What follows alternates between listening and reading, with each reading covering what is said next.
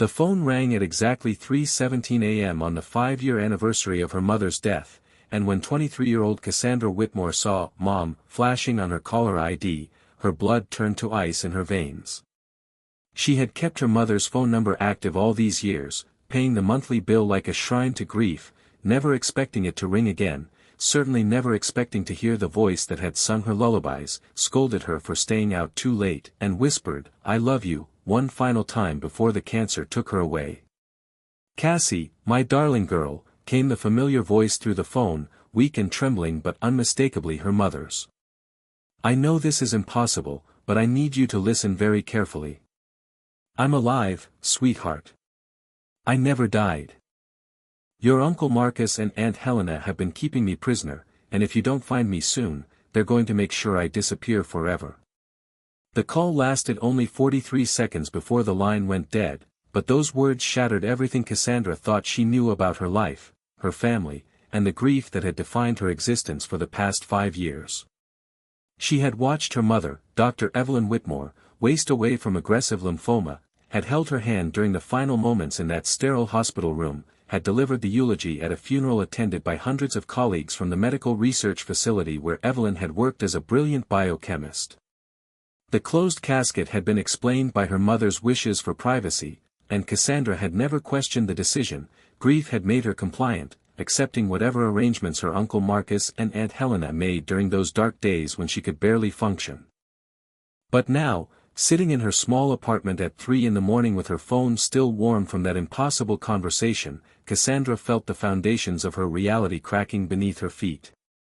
Her mother's voice had been different, friendlier, more frightened than she remembered, but the inflection, the way she pronounced Cassandra's nickname, the particular cadence of her speech patterns were all exactly right. Either she was having the most vivid auditory hallucination in medical history, or the woman she had mourned for 5 years was somehow still alive and reaching out to her from wherever she was being held captive. The backstory that had led to this moment was a tale of scientific brilliance, family greed, and betrayal that ran deeper than Cassandra could have imagined. Dr. Evelyn Whitmore had been on the verge of a medical breakthrough that would have revolutionized cancer treatment when she was diagnosed with the very disease she was trying to cure. Her research into cellular regeneration and genetic therapy had caught the attention of major pharmaceutical companies, and the patents for her discoveries were worth hundreds of millions of dollars. But Evelyn had been determined to make her treatments affordable and accessible to everyone, refusing lucrative offers from corporations that wanted to buy her research and control its distribution. Marcus and Helena Blackwood, Evelyn's brother-in-law and his wife, had been watching their sister-in-law's work with growing excitement and frustration. Marcus worked as a pharmaceutical executive who understood exactly how valuable Evelyn's discoveries could be on the open market, while Helena had always resented her brilliant sister-in-law's success and the wealth that came with it. When Evelyn's cancer diagnosis became public knowledge, they saw an opportunity to inherit not just her personal assets, but control over research that could make them extraordinarily wealthy if properly exploited. The plan they had hatched was both diabolical and brilliant in its simplicity. Rather than allow Evelyn to die naturally from her disease, they would fake her death while keeping her alive long enough to force her to sign over all rights to her research. Marcus had connections in the medical community who could falsify death certificates and cremation records, while Helena had nursing experience that would allow her to keep Evelyn alive but weak enough to be controlled. They needed Evelyn's research notes, her computer passwords, and her legal signature on documents transferring her intellectual property, things that would be impossible to obtain if she were actually dead. The execution of their plan had been carefully orchestrated over several months. As Evelyn's condition worsened, Marcus and Helena convinced Cassandra that her mother needed specialized care that could only be provided at a private facility they had selected. The facility was real, but it was owned by associates of Marcus who were willing to participate in the deception in exchange for a share of the eventual profits. Evelyn was kept sedated and isolated while official documents were prepared declaring her dead, and a staged funeral was held with an empty casket while the real Evelyn was transferred to a remote location where she could be held indefinitely. For 5 years, Dr. Evelyn Whitmore had been a prisoner in a converted barn on property owned by Helena's family in rural Montana, kept alive by minimal medical care while Marcus systematically exploited her research for his own benefit. The patents had been transferred to shell companies controlled by the Blackwoods, and pharmaceutical corporations had paid enormous sums for exclusive rights to treatments that could have saved millions of lives if they had been made publicly available as Evelyn had intended. But Evelyn had been fighting back in the only way available to her, slowly regaining her strength, memorizing the routines of her captors, and looking for any opportunity to contact the daughter she had been told was better off believing her mother was dead. The phone call that had reached Cassandra was the result of months of careful planning, waiting for the perfect moment when her guards were distracted and she could access a phone hidden in the barn's old farmhouse section. Cassandra's first instinct was to call the police, but as she reached for her phone to dial 911, she hesitated with a terrible realization: she had no proof that the call had actually happened. The number showed as her mother's old phone, but that could be spoofed by anyone with basic technical knowledge. The voice had sounded like her mother, but grief and wishful thinking could make people hear what they desperately wanted to hear. Most devastatingly, she realized that if her Uncle Marcus and Aunt Helena were really involved in some kind of conspiracy, they had powerful connections and resources that might allow them to discredit her claims or cover up evidence before she could expose the truth. Instead of calling the authorities immediately, Cassandra decided to investigate on her own, starting with the phone records and trying to trace the actual source of the mysterious call. The task proved more challenging than she had expected. The call had apparently bounced through several relay stations and virtual numbers, making it almost impossible to trace back to its original source. But Cassandra had inherited her mother's intelligence and determination, and she refused to give up when the technical investigation hit dead ends. Her breakthrough came from an unexpected source, a private investigator named Jake Morrison, who had been hired by Cassandra's mother years earlier to look into some suspicious financial activities involving Marcus's pharmaceutical company. Jake had been investigating irregularities in patent filings and research transfers when Dr. Whitmore disappeared, and he had always suspected that her death was suspiciously convenient for people who stood to benefit from her absence. When Cassandra contacted him with her story about the phone call, Jake immediately agreed to help her investigate further. "I never believed your mother's death was natural," Jake told Cassandra during their first meeting in his downtown office. "The timing was too perfect, the medical records had inconsistencies, and your uncle moved remarkably quickly to gain control of her assets and research. But I could never prove anything concrete, and without a client to pay for the investigation, I had to let the case go cold." Jake's files on the Whitmore case were extensive and disturbing, revealing patterns of behavior that suggested Marcus and Helena had been planning their scheme for much longer than Cassandra had imagined. There were financial records showing unusual payments to medical professionals, property purchases in remote locations, and communications with people who specialized in creating false identities and documentation. Most importantly, Jake had been tracking unusual activity on several of Evelyn's research patents, including modifications and applications that had been filed after her supposed death. "Someone has been continuing your mother's work," Jake explained, spreading documents across his desk. "These patent applications show research that builds on her original discoveries, but they're filed under your uncle's name and dated after her death. Either Marcus has suddenly become a brilliant biochemist, or he's had access to someone who understands your mother's work well enough to continue developing it." The evidence was circumstantial but compelling, and it gave Cassandra hope that her middle-of-the-night phone call might have been real rather than a product of grief-induced hallucination. Working with Jake, she began to investigate every property owned by Marcus and Helena, looking for locations where someone could be held prisoner without attracting attention from neighbors or authorities. The investigation led them to Helena's family ranch in Montana, a sprawling property that had been in her family for generations but had been largely abandoned for decades. Recent financial records showed that Marcus and Helena had been spending significant money on renovations and supplies for the ranch, despite neither of them having any apparent interest in rural living. More suspiciously, utility records showed consistent power and water usage at the property, suggesting that someone was living there even though Marcus and Helena maintained their primary residence in the city.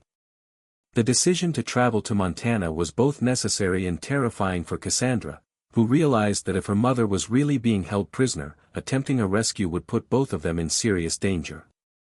But the alternative, leaving her mother in captivity while trying to convince authorities to investigate based on a single phone call and circumstantial evidence, seemed equally dangerous and much less likely to succeed.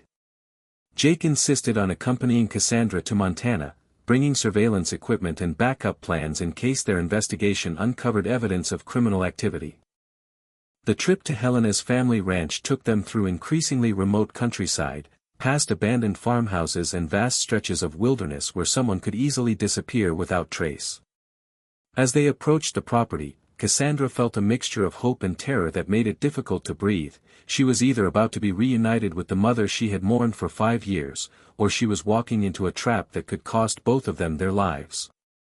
The ranch itself was more isolated and forbidding than Cassandra had expected, with a main house that showed signs of recent habitation and several outbuildings that could potentially be used to hold someone prisoner. Jake used telescopic cameras to survey the property from a distance, documenting evidence of security measures and daily routines that suggested the location was being used for more than simple rural living. Their surveillance revealed that Marcus and Helena were indeed staying at the ranch, along with at least 2 other people who appeared to be providing security or medical care. Most importantly, Jake's cameras captured images of someone being moved between buildings, a figure who appeared to be weak and required assistance walking, but whose size and posture were consistent with being Dr. Evelyn Whitmore. "That's her," Cassandra whispered, staring at the grainy photograph Jake had taken through his telephoto lens. "I can't see her face clearly, but I know how she moves, how she carries herself.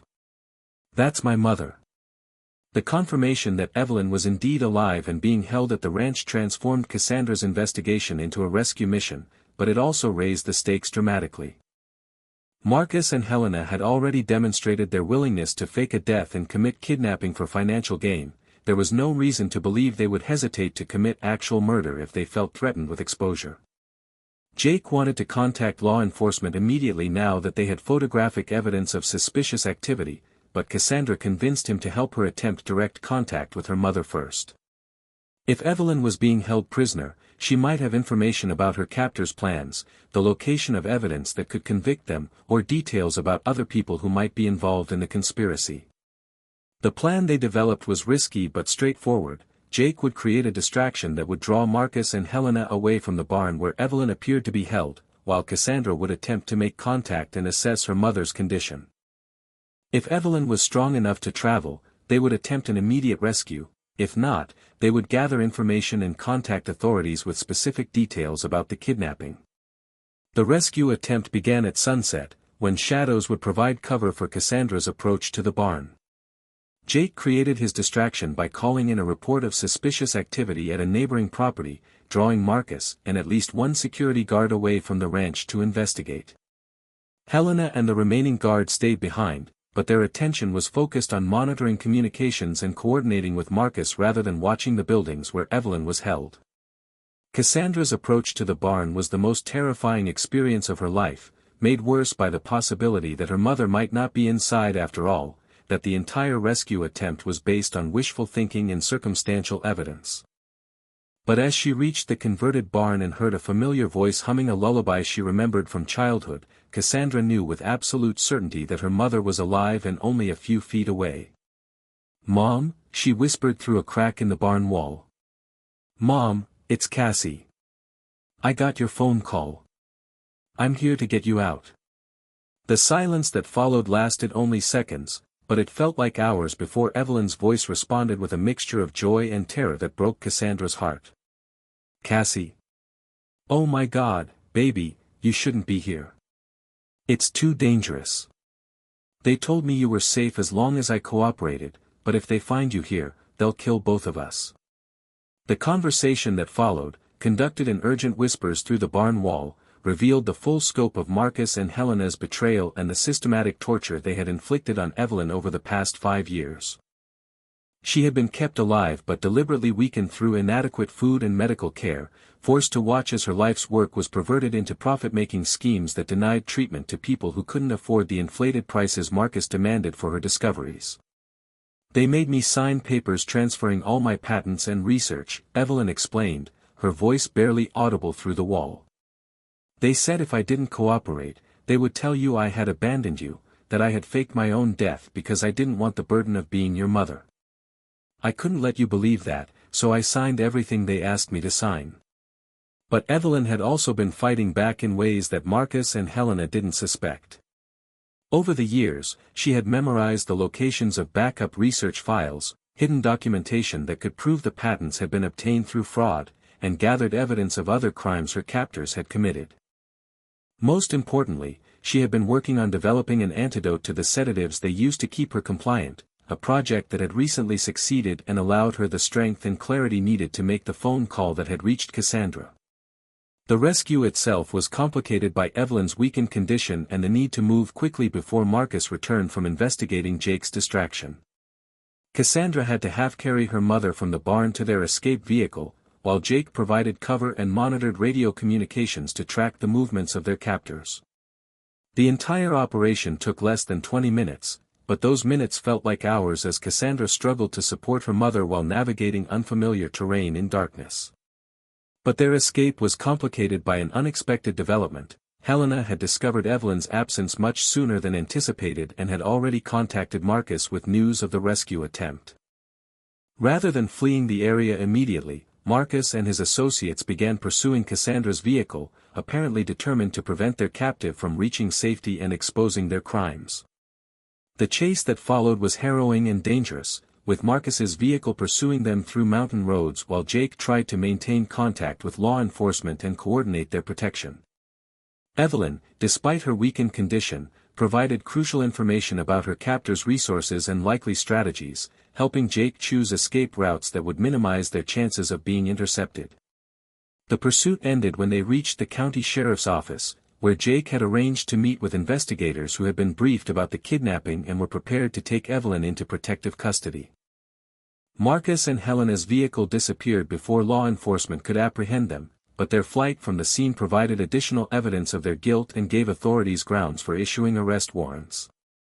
The reunion between Cassandra and her mother in the safety of the sheriff's office was both joyful and heartbreaking, as they struggled to process 5 years of separation and the trauma that had been inflicted on both of them by people they had trusted as family.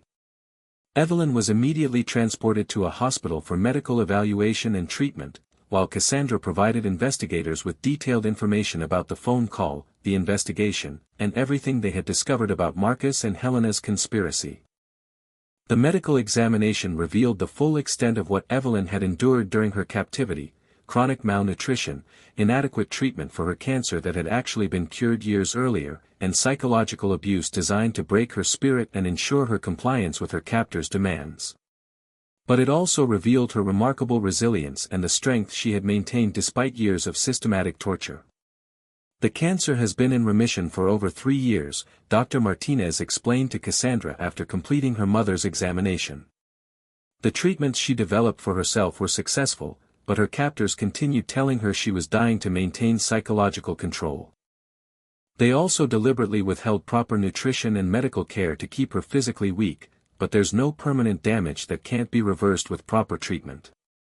The investigation that followed Evelyn's rescue revealed a conspiracy that was far more extensive than Cassandra had imagined, involving not just Marcus and Helena but a network of corrupt medical professionals, pharmaceutical executives, and criminal associates who had been profiting from stolen research for years. The evidence that Evelyn had hidden during her captivity proved invaluable in building cases against all the conspirators and recovering millions of dollars in profits that had been obtained through fraud. But the most important aspect of the investigation was its revelation of how many people had benefited from Evelyn's research without knowing that she was still alive and being held prisoner. Her discoveries had been used to develop treatments that had saved thousands of lives, but the profits from those treatments had been stolen rather than being used to fund additional research or make medications affordable for people who couldn't afford them. The trials that followed were extensive and highly publicized, attracting international attention to the case of the brilliant scientist who had been held prisoner by her own family while they profited from her life's work. Marcus and Helena were ultimately convicted of kidnapping, fraud, conspiracy, and numerous other charges, receiving life sentences that ensured they would never again be able to harm anyone else for financial gain. But the most meaningful outcome of the entire ordeal was the restoration of Evelyn's relationship with her daughter and her ability to continue the work that had been interrupted by her captivity. The patents that had been fraudulently obtained were returned to her control, and she used the profits from her discoveries to establish a foundation dedicated to making cancer treatments affordable and accessible to everyone regardless of their ability to pay. "I lost 5 years with you," Evelyn told Cassandra during one of their long conversations about rebuilding their relationship, "but I never lost faith that somehow, someday, I would find a way back to you. The phone call I made that night was the culmination of years of planning and preparation, waiting for the right moment when I could reach out and trust that you would believe what seemed impossible." The mother and daughter worked together to rebuild not just their personal relationship, but also Evelyn's professional legacy and her mission to use scientific discovery for the benefit of humanity rather than corporate profit. Cassandra, who had been working as a social worker before her mother's rescue, decided to return to school to study biochemistry, hoping to continue her mother's work and ensure that her discoveries would be used ethically and compassionately. The foundation they established together became a model for medical research that prioritized patients over profits, and Evelyn's story inspired other scientists to resist corporate pressure to commercialize their discoveries at the expense of people who needed treatment. The phone call from the grave had not just reunited a mother and daughter, it had exposed a system of exploitation that had been denying medical care to people who couldn't afford it. 2 years after her rescue, Dr. Evelyn Whitmore stood before an international conference of medical researchers, telling her story and challenging her colleagues to consider the ethical implications of their work and the responsibility that came with the power to save lives. Her speech was interrupted repeatedly by standing ovations, but the most emotional moment came when she introduced Cassandra, now her research partner and the co-director of their foundation. "My daughter didn't just save my life," Evelyn said, looking directly at Cassandra with tears in her eyes. "She saved my soul, my purpose, and my faith in the power of love to overcome even the most devastating betrayal. The phone call I made to her that night was an act of desperation, but her response was an act of pure courage and devotion that proved the bonds between people who truly love each other can never be broken, no matter how much time passes or how impossible the circumstances seem." The story of the call from the grave had ended not just with a rescue and reunion, but with a transformation that touched thousands of lives around the world. Evelyn's research continued to save lives, but now it was being used according to her original vision of accessible, affordable treatment rather than maximum profit. The foundation she and Cassandra built together became a beacon of hope for families dealing with serious illnesses, proving that medical breakthroughs could be used to heal rather than exploit.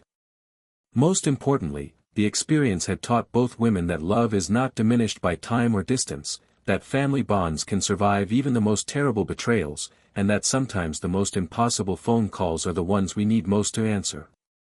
The voice that had reached out from what seemed like the grave had not been calling from death, but from a place where hope had never died, and that hope had been strong enough to guide a daughter through the darkness back to the light of her mother's love.